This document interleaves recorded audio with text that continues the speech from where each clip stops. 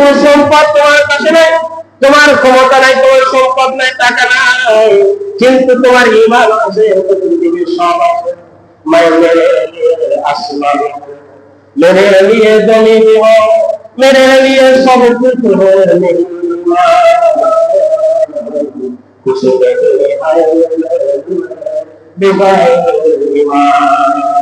আমার যদি আসমানের মালিক বানিয়ে দেওয়া হয়, আমার যদি জমিনের মালিক বানিয়ে দেওয়া হয়, আমার যদি এক হাতে সূর্য দেওয়া হয়, এক হাতে চন্দ্র দেওয়া হয়, এক হাতে পৃথিবীর সবকিছু আমার পায়ে রয়েছে, আমার হাতে সবকিছু, কিন্তু আমার ঈমান নাই, আমার পৃথিবীর সূর্য আসমান জমিন সবকিছু থাকলেও আমার ঈমান নাই, তাহলে আমার কিছু নাই।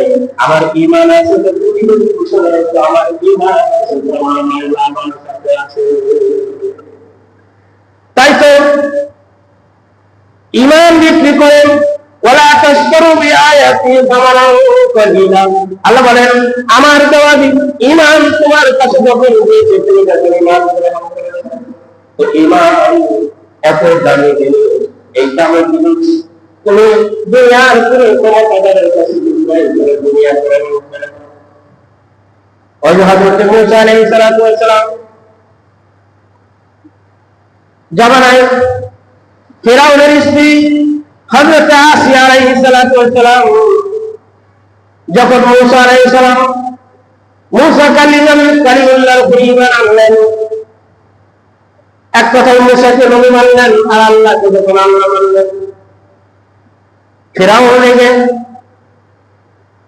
আশ্চর্য হয়ে আসিয়াকে দেখে তাকে জিজ্ঞেস করলেন, বলল আসিয়া তুমি আমার স্ত্রী, তুমি আমার প্রিয়তম স্ত্রী, আমি হলাম আনা রাব্বুকুমুল আলা, আমি হলাম সবচেয়ে বড় খোদা, তুমি আমাকে খোদা না বলে মুসাকে বলো মুসা আল্লাহকে আল্লাহ, আমি হলাম সবচেয়ে বড় আল্লাহ। ফিরাউন তখন আসিয়া আলাইহিস সালাম বলেছিলেন আপনি আপনি আপনি আমার স্বামীর স্বামীর মর্যাদা আপনি থাকবেন, সৃষ্টিকর্তার মর্যাদা রাখতে পারেন না। ফিরাউন বলে না না না, এই বিশাল এই রাজ্যের প্রভু হলাম আমি, সবাই আমার পায়ে চিন্তা করে। ফিরাউন আসিয়া তুমি আমাকে চিন্তা করতে হবে, আমি স্বামী এটাও মানতে হবে, আমি সৃষ্টিকর্তা এটাও মানতে হবে। আসিয়া আলাইহিস সালাম বললেন না, সম্ভব নয়, রাজ্জাক মালিক, হায়াতের মালিক, জীবনের সব কিছুর মালিক আল্লাহ। আর মুসা আলাইহিস সালাম বললেন আমি মানি। ফিরাউন বলে না। ফিরাউনের বদমাইশ মুসা আলাইহিস সালামকে আসিয়া নবী মানার কারণে ফিরাউন আসিয়ার প্রায় 3টি সন্তানকে ডেগের ভিতরে তেল দিয়ে গরম করে আসিয়ার সঙ্গে 3টি তার সন্তানকে হত্যা করল। আর বলল আসিয়া আমারও সন্তান আমার তোমার সন্তান তোমার মায়া লাগে, কিন্তু আসিয়া আমি জানি সন্তানের প্রতি পিতার থেকে মায়ের দরদ বেশি, এই জন্য আমি সন্তানের মায়া না করে আমি তোমাকে শাস্তি দেওয়ার জন্য মানসিক শাস্তি দেওয়ার জন্য আমি তোমার 3টে সন্তানকে তেলের ভিতরে করে দিলাম। তুমি যদি আমাকে আল্লাহ না মানো তাহলে তোমাকে এই করে মৃত্যুবরণ করতে হবে। আসিয়া আলাইহিস সালাম বলেছিলেন আমার 3টি সন্তান কেন, আমাকে যদি তেলের ভিতরে দিয়ে ভস্ম করে দেন, আমাকে যদি তেলের ভিতরে দিয়ে গলিয়ে ফেলেন, তারপরে আমি আপনাকে মানব না। শেষ করে তার করলে চাই আসে পাহাড়ের চূড়ায় নিয়ে যাওয়া হলো, হাতে পেরেক পায়ে পেরেক, কোন কোন তফসিরে কিতাবের ভিতরে আছে মাথার ভিতরে পাহাড়ের ভিতরে চাবুক মারছিলাম।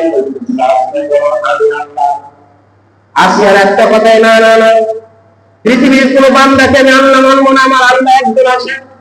তুমি যদি আমাকে চাবুক মেরে মেরে এখানে তুমি হত্যা করে ফেলো, আমাকে যদি টুকরা টুকরা করে ফেলো, আমি তারপরে মুসাকে আল্লাহ বলেছি, আল্লাহকে আল্লাহ বলেছি। ফেরাউন আল্লাহ বলবে না। আল্লাহ তাআলা ফেরাউনকে উপাধি দিয়েছিলেন তার মানে তার স্ত্রীকে হাতে না ফেরাক, পায়ে ফেরাক, মাথার উপরে ফেরাক, পাহাড়ের চূড়ায় নির্যাতন করেছিলেন। এই জন্য আল্লাহ দিয়েছিলেন। কিয়ামত পর্যন্ত মানুষ যেন এই কথা জানতে পারে ফেরাউন কত বড় বদমাশ আর কত বড় ক্ষুধাগ্রহী ছিল।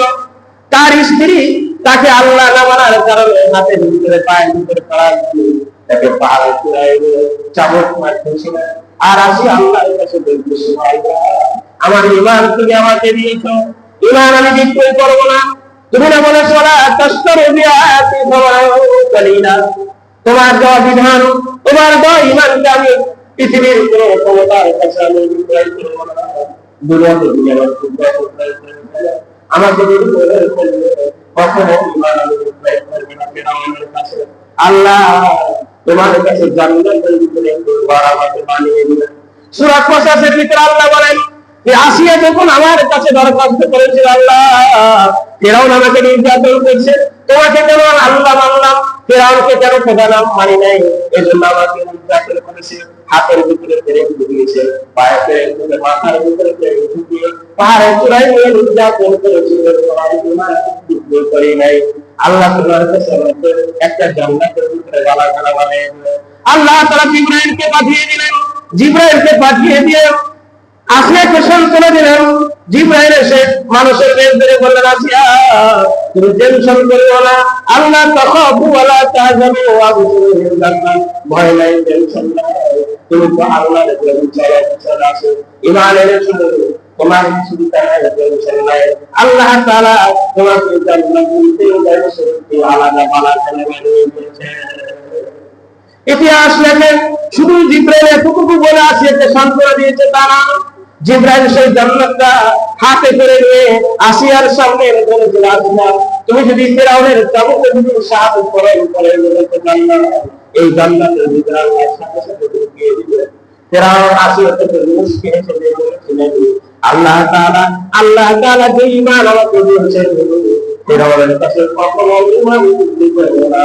বেদায়া এলাকার ভিতরে এইভাবে চাবুক মারতে মারতে আসিয়া দিয়েছিল। এমন কিতাব আছে মরিচ পর্যন্ত দিয়েছিল, চিৎকার করতে করতে আসিয়া পাহাড়ের চূড়ায় শাহাদাত বয়ান করেছিলেন।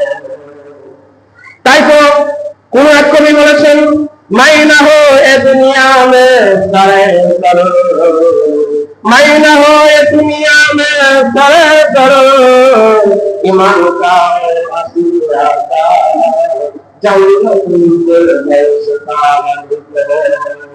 আসে এরকম নির্যাতন সহ্য করে আল্লাহকে সন্তুষ্ট করেছিলেন।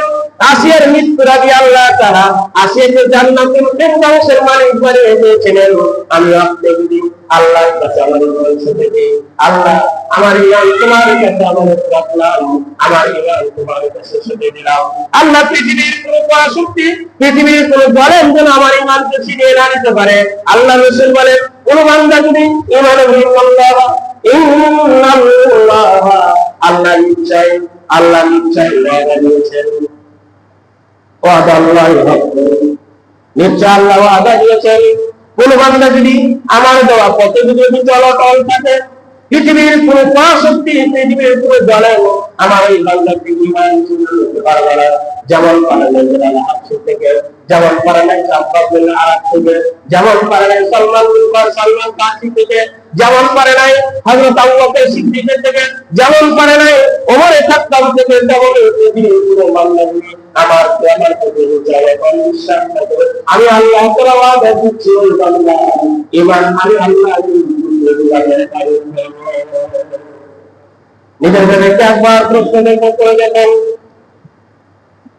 আপনার ভিতরে যদি কোরআন না থাকে, আপনার ভিতরে যদি ঈমান না থাকে, আমার ভিতরে যদি কোরআন না থাকে, আমার ভিতরে ঈমান না থাকে, তাহলে আমি মানুষের পছন্দ করে ওই যে দেখেন না, গত কয়েকদিন পূর্বে মিরপুরে যে একজন মা 10 দিন আগে মরে পচে গেলে পোকা দিয়েছে, অথচ তার ছেলে একটা সবজি প্রাণী, তারপরে একটা ছেলে একটা নামি দামি একটি ভার্সিটির অধ্যক্ষ, এরপরে আর এক ছেলে কেন নেয়, আর একটি মেয়ে শিক্ষিতা, 4টি উচ্চ শিক্ষিত হওয়ার পরেও তার মায়ের খোঁজ নেয় নাই, তার মায়ের খবর নেয় নাই, ঈদের পর গুনাহে মরে গেছে, পৌঁছে দিয়েছে। তাই আল্লাহ রাসূল বলেছেন, তুমি যদি তোমার সন্তানকে কোরআন শিক্ষা দাও, তুমি তোমার ছেলেকে যদি প্রথমে ইমান শিক্ষা দাও, ইসলাম শিক্ষা দাও, কখনো কখনো পিতামাতার অবাধ্য হবে না, কখনো মুরব্বীদের অবাধ্য হবে না, কখনো আল্লাহ ধরে হবে না, কখনো ইসলাম ধরে হবে না, কখনো সুন্নাহর বিরোধী ধরে কখনো হবে না। আমি প্রায় বলি, আপনাদেরকে নিজেদেরকে প্রশ্ন করে দেখেন, একজন আলেম তার মাথায় মার সাথে একজন আলেম, একজন ভালো করে তার একজন আলেম তার পিতা মাতার সাথে করেছে, কখনো করে নাই। আমি সেদিন ফেসবুকে একটা প্রশ্ন দেখলাম, একজন আলেম তার মা আর তার বাপ মারা গেছে, এর থেকে সিটিতে বাড়িতে দিয়েছে, কবরের পাশে কবরের হাত ধরে